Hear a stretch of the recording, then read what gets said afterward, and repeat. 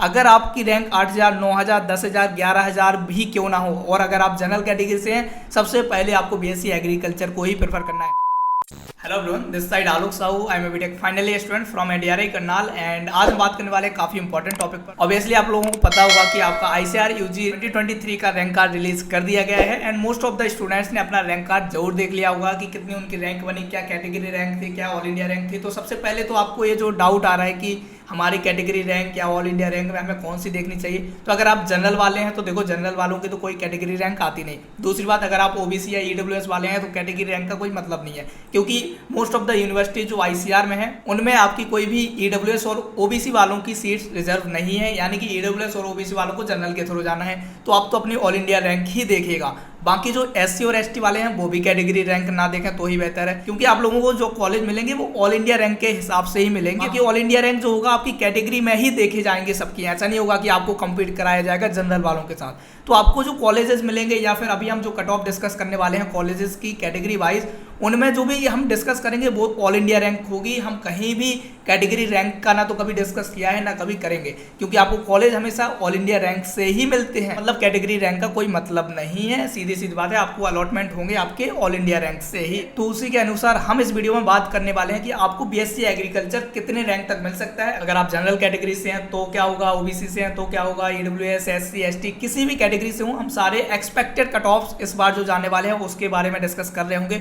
Obviously थोड़े बहुत cut off very करेंगे, परफेक्ट तो नहीं होंगे, बट आपके अगर इसके आसपास रैंक्स जा रही हैं तो आप उम्मीद कर सकते हैं कि आपको बीएससी एग्रीकल्चर मिल सकता है। तो सबसे पहले बात करें जनरल कैटेगरी वालों की, तो अगर आप जनरल कैटेगरी से हैं और आपकी रैंक 7 से 8000 तक भी है तो भी आप उम्मीद रख सकते हैं कि आपको बीएससी एग्रीकल्चर मिलेगा, क्योंकि इस बार आप लोगों को पता होगा कि आईआरआई ने बहुत सारे सब कैंपसेस खोले हैं एंड उनमें बहुत सारी सीट्स इंक्रीज हुई हैं, तो कट ऑफ का इंक्रीज होना बनता है। तो अगर आप जनरल कैटेगरी से हैं और 8000 तक भी रैंक है तो भी आपको बीएससी एग्रीकल्चर मिल सकता है, और अगर बीएससी एग्रीकल्चर नहीं मिला तो हॉर्टिकल्चर तो पक्का है, लेकिन आपको बीएससी एग्रीकल्चर को पहले प्रायोरिटी देनी है, क्योंकि ये नहीं सोचना है हमें कि हमें बीएससी एग्रीकल्चर तो नहीं मिलेगा तो बीएससी एग्रीकल्चर को कौन ही फिल करे। नहीं, अगर आपकी रैंक 8000, 9000, 10000, 11000 भी क्यों ना हो, और अगर आप जनरल कैटेगरी से हैं, सबसे पहले आपको बीएससी एग्रीकल्चर को ही प्रेफर करना है। बाकी वो बात अलग है कि अगर आपको किसी और भी कोर्स में इंटरेस्ट है तो आप पहले वो भरिएगा, लेकिन अगर आप बीएससी एग्रीकल्चर वाले हैं तो सबसे पहले बीएससी एग्रीकल्चर को ही रखना है। तो मोस्ट प्रोबेबली अगर आपकी 8000 तक रैंक है तो आपको बीएससी एग्रीकल्चर के चांस हो सकते हैं, बस आपको आखिरी तक जाना पड़ेगा। ऐसा नहीं है कि फर्स्ट या सेकंड राउंड में ही कॉलेज मिल जाएगा। दूसरी चीज,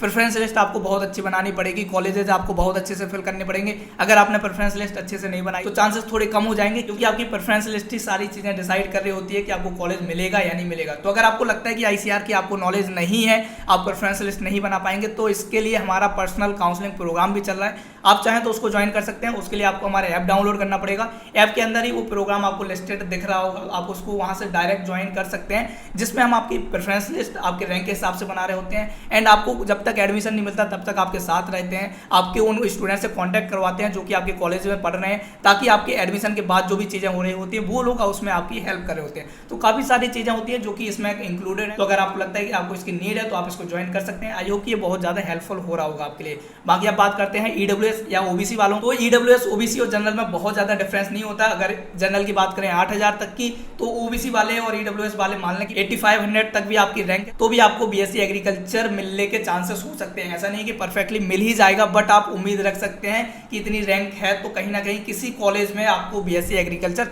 मिल सकता है। देखो, अगर आपकी रैंक इससे ज्यादा भी है तो मैं ये नहीं कह रहा कि आपको बीएससी एग्रीकल्चर के लिए ट्राई नहीं करना है। रैंक कितनी भी हो आप ट्राई जरूर कीजिएगा। बाय चांस अगर किस्मत रही तो इससे ज्यादा रैंक वाले स्टूडेंट्स को भी कॉलेज मिल सकते हैं, इसलिए ट्राई जरूर कीजिएगा। बाकी बात करें एससी और एसटी कैटेगरी वालों की, तो एससी कैटेगरी वालों का कट ऑफ काफी हाई जाता है। अगर आपकी रैंक 12000, 13000, 14000 रैंक भी है तो भी आपको बीएससी एग्रीकल्चर मिल सकता है, क्योंकि इन कैटेगरीज की काफी हाई कट ऑफ जाते हैं। कुछ भी हो सकता है, इसलिए आपकी रैंक कितनी भी हो, एससी और एसटी कैटेगरी से हैं तो सबसे पहले बीएससी एग्रीकल्चर को ही टारगेट करना है और बीएससी एग्रीकल्चर आपको मिल सकता है अगर आपकी रैंक 12000, 13000, 14000 भी है तो। ये मैं जो रैंक बता रहा हूँ कैटेगरी रैंक नहीं है, ये सारी की सारी आपकी ऑल इंडिया रैंक ही है, तो इसको थोड़ा ध्यान रखिएगा। बाकी वहीं बात करें एसटी कैटेगरी की, तो एसटी कैटेगरी का जो कट ऑफ रहा है वो एससी से कभी ज्यादा चला जाता है, कभी कम चला जाता है, क्योंकि यहाँ सीट्स में काफी ज्यादा वेरिएशन कॉलेजेस में आपको देखने को मिलेगा। एससी की थोड़ी ज्यादा सीट्स होती हैं कॉलेजेस में देन एसटी के, तो एसटी वालों का कभी कभी कट ऑफ थोड़ा कम जाता है, बट अगर आप एसटी कैटेगरी से हैं और आपकी रैंक 14000, 15000 तक भी है तो भी आप उम्मीद रख सकते हैं कि आपको कोई ना कोई कॉलेज कॉलेज बीएससी एग्रीकल्चर के साथ मिल रहा होगा।